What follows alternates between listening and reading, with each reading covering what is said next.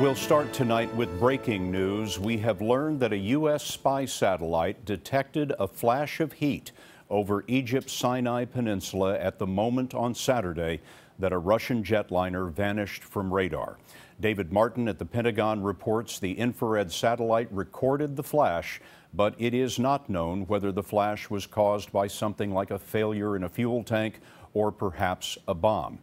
The Metrojet wreckage is spread over miles, indicating that it came apart at high altitude. All aboard, more than 200 people were killed. They were mostly vacationing Russian families en route from a seaside resort in Egypt to St. Petersburg.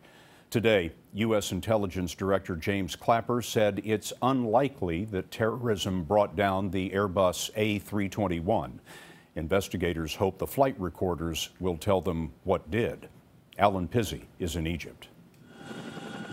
Search teams have finished combing an 8-square-mile area of the Sinai Desert where the Airbus went down and will now widen the search.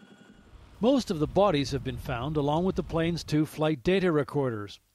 Decoding them to discover what caused the plane to suddenly break apart in midair is expected to begin tomorrow, after the arrival of experts from Ireland, where the A321 was registered and had its last safety check. Airbus and other experts examined the twisted metal of the fuselage for clues today. A neat arrangement of luggage, waiting in the desert rather than on an airport carousel, was a poignant reminder of how much those clues matter. An ISIS affiliate based in the Sinai has claimed it brought down the plane, and while there's no evidence of any direct terrorist involvement, the possibility the Sinai militants were responsible can't be dismissed, according to U.S. Director of National Intelligence James Clapper. It's unlikely, but I wouldn't rule it out. Metrojet, the Russian company that owned the aircraft, denied the crash was caused by equipment failure and said the pilot did not send a distress call.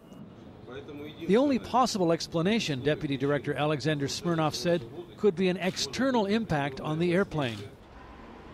For relatives who must now provide DNA and other means of identification for bodies brought back to St. Petersburg, concern about who is responsible is buried under grief.